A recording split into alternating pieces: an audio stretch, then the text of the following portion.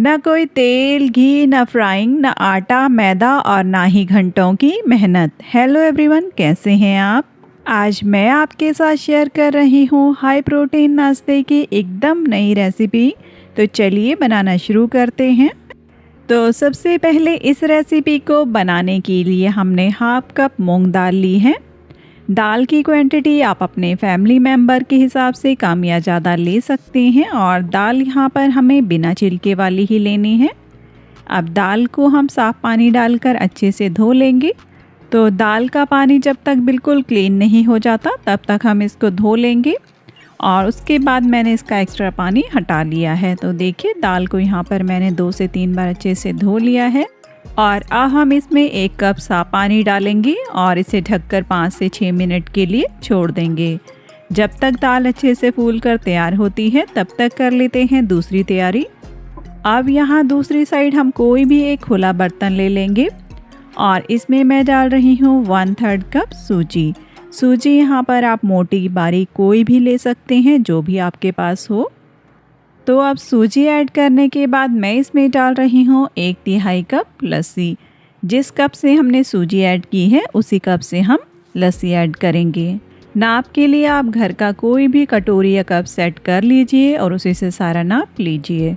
और यहाँ पर अगर आपके पास लस्सी की जगह दही हो तो उसका भी आप इस रेसिपी में यूज़ कर सकते हैं। बस हमें इस बात का ध्यान रखना है कि दही या लस्सी हम जो भी लें वो ज़्यादा खट्टा नहीं होना चाहिए। अब सूजी को हमने अच्छे से मिक्स कर लिया है, इसको ढककर कुछ देर के लिए छोड़ देते हैं। और उसके बाद यहाँ दूसरी साइड गैस पर मैंने एक पैन लिया है, इसमें मैं डाल रही हूँ थोड़ा सा ऑयल। ऑयल को अच्छे से गर्म होने देंगे और तब हम इसमें डालेंगे 1 बड़ा चम्मच कच्ची मूंगफली। अब इनको हम थोड़ा सा फ्राई कर लेंगे। यहाँ पर अगर आपके पास पहले से भुनी हुई मूंगफली पड़ी हैं तो उनका भी आप इसमें यूज़ कर सकते हैं, या फिर आप तवे पर डालकर इनको बिना तेल के भी ड्राई रोस्ट कर सकते हैं। तो मूंगफली को यहाँ पर मैंने कुछ देर के लिए फ्राई कर लिया है। अब इनका कलर चेंज हो गया है, ये अच्छे से फ्राई हो गई हैं। तो इनको प्लेट में निकाल लेते हैं और इसी ऑयल में अब हम डालेंगे 1 छोटा चम्मच उड़द दाल और 1 छोटा चम्मच चना दाल। इन दोनों दालों को भी हम थोड़ा सा फ्राई कर लेंगे। तो इसे हमें ज़्यादा फ्राई नहीं करना है, बस दाल थोड़ी सी फूल जाए और उसमें से एक अच्छी सी खुशबू आने लगे, इतना ही हम दाल को फ्राई करेंगे।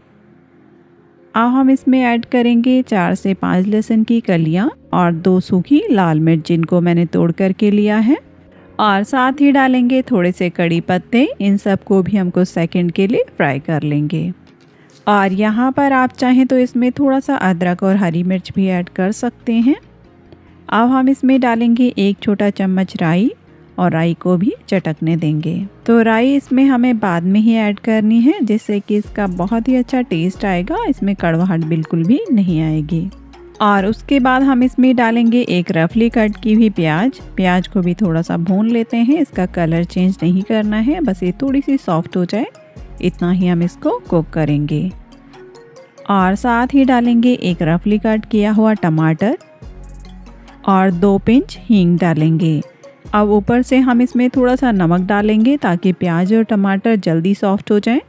और नमक डालने के बाद इन्हें कुछ सेकंड के लिए भून लेंगे। प्याज और टमाटर अब यहाँ पर थोड़े से सॉफ्ट हो गए हैं। उसके बाद हम इसमें डालेंगे खूब सारा बारीक कटा हुआ हरा धनिया। अब धनिया ऐड करने के बाद इसे कुक करने की ज़रूरत नहीं है, इसे अच्छे से मिक्स कर लेंगे और गैस का फ्लेम ऑफ कर देंगे। अब इस मिक्सचर को हम थोड़ी देर ठंडा होने देंगे। तब तक यहाँ दूसरी साइड मैंने एक मिक्सी का जार ले लिया है और इसमें हम डालेंगे भुनी हुई मूंगफली। और उसके बाद यहाँ पर मैंने एक छोटे साइज का कच्चा आम लिया है, इससे इसमें बहुत ही अच्छा टेस्ट आएगा। चाहें तो आप इसकी जगह थोड़ी सी इमली या फिर अमचूर पाउडर भी ऐड कर सकते हैं, जो भी आपके पास हो। अब हम इसमें डालेंगे थोड़ा सा अदरक और 1 हरी मिर्च।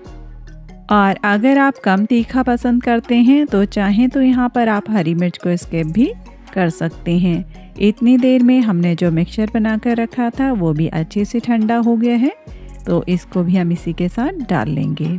और अब हम इस मिक्सचर में थोड़ा सा पानी डालेंगे। तो ये हम नाश्ते के साथ के लिए बहुत ही मज़ेदार चटनी बनाकर तैयार कर रहे हैं। चटनी को आप जितना भी गाढ़ा या पतला रखना चाहते हैं उस हिसाब से पानी ऐड कीजिएगा और इसको पीसकर तैयार कर लेंगे। तो ये देखिए कितना सुंदर कलर आया है चटनी में। अब इस चटनी को हम एक बाउल में ट्रांसफ़र कर लेंगे और जार में थोड़ा सा पानी डालकर उसे भी मैं इसी में डाल लूँगी। तो ये देखिए यहाँ पर बहुत ही मज़ेदार चटनी बनकर तैयार है। आप चाहें तो इसे ऐसे भी इंजॉय कर सकते हैं। अभी मैं इसको साइड रखूँगी और आगे हम इसमें एक तड़का लगाकर तैयार करेंगे। तो अभी इसको साइड रख देते हैं। अब दाल भी इतनी देर में अच्छे से फूल कर तैयार हो गई है। देखिए मैं आपको दिखाती हूँ, ये फूल कर डबल हो गई है। इस तरीके से एक दाना तोड़कर देखेंगे, ये बहुत ही ईज़िली टूट रही है। तो इस दाल को फूलने में बिल्कुल भी ज़्यादा टाइम नहीं लगता है, 4 से 5 मिनट में ही अच्छे से फूल कर तैयार हो जाती है। अब दाल में जो भी एक्स्ट्रा पानी था उसे मैंने हटा लिया है और इसको हम एक मिक्सी के जार में डाल लेंगे। अब दाल को डालने के बाद हम इसमें डालेंगे 2 बड़े चम्मच पानी। तो पानी यहाँ पर हमें बिल्कुल भी ज़्यादा ऐड नहीं करना है और इसको अच्छे से पीस कर तैयार कर लेंगे। तो ये लीजिए, मैंने मिक्सी को 4 से 5 बार चलाते हुए दाल को बहुत अच्छे से पीस लिया है और आप देख सकते हैं बिल्कुल इसी तरीके का टेक्सचर हमें चाहिए। इसमें बिल्कुल भी दाना नहीं रहना चाहिए। दाल जितना अच्छे से पिसेगी नाश्ता हमारा उतना परफेक्ट बनकर तैयार होगा। चलिए अब सूजी को ले लेते हैं। तो देखिए सूजी भी इतनी देर में अच्छे से फूल कर तैयार हो गई है। इसे एक बार मिक्स कर लेंगे। अब तैयार किए हुए दाल के पेस्ट को भी हम सूजी के साथ ही डाल लेंगे। तो बस आप एक बार इसी मेज़रमेंट से इसको बनाकर देखिएगा, आपकी रेसिपी बिल्कुल परफेक्ट बनेगी। अब जार में हम बिल्कुल थोड़ा सा पानी डालेंगे और उसे भी मिक्स करके इसी में डाल लेंगे। तो 1 से 2 बड़ा चम्मच पानी मैंने इसमें ऐड किया है। अब इन सभी को हम एक बार अच्छे से फेंट लेंगे। तो फ्रेंड्स, मैं आपके लिए ऐसे ही नए नए तरीके के नाश्ते की रेसिपीज़ लेकर आती रहती हूँ। अगर आपको हमारी रेसिपी ज़रा सी भी पसंद आती है तो वीडियो को अपने फ्रेंड्स और रिलेटिव्स में ज़रूर शेयर कीजिएगा। और आप हमारी रेसिपी को कहाँ से देख रहे हैं कमेंट में लिखकर ज़रूर बताइएगा। आपके कमेंट्स पढ़कर बहुत अच्छा लगता है कि आप लोग इतनी दूर दूर से हमारी रेसिपीज को एंजॉय करते हैं। बैटर को थोड़ा सा फेंटने के बाद अब हम इसमें कुछ सब्जियां ऐड करेंगे। तो सबसे पहले मैं इसमें एक बारीक कटी हुई हरी मिर्च ऐड कर रही हूँ और साथ ही डालेंगे एक मीडियम साइज की शिमला मिर्च। इसे भी मैंने बिल्कुल बारीक काट करके लिया है। और इसी के साथ यहाँ पर मैंने थोड़े से मटर लिए हैं जिनको मैंने चॉपर में चॉप करके लिया है। और उसके बाद हम इसमें एक बारीक कटी हुई प्याज ऐड करेंगे।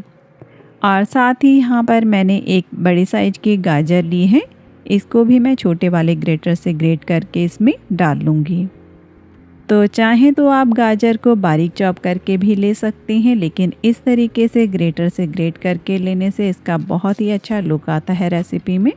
और यहाँ पर ज़रूरी नहीं है आपने यही सब्जियाँ ऐड करनी है। आपके पास घर में जो भी सब्जियाँ पड़ी हों या फिर जो भी सब्जियाँ आपको पसंद हो, अपनी पसंद की आप कोई भी सब्जियाँ इसमें ऐड कर सकते हैं।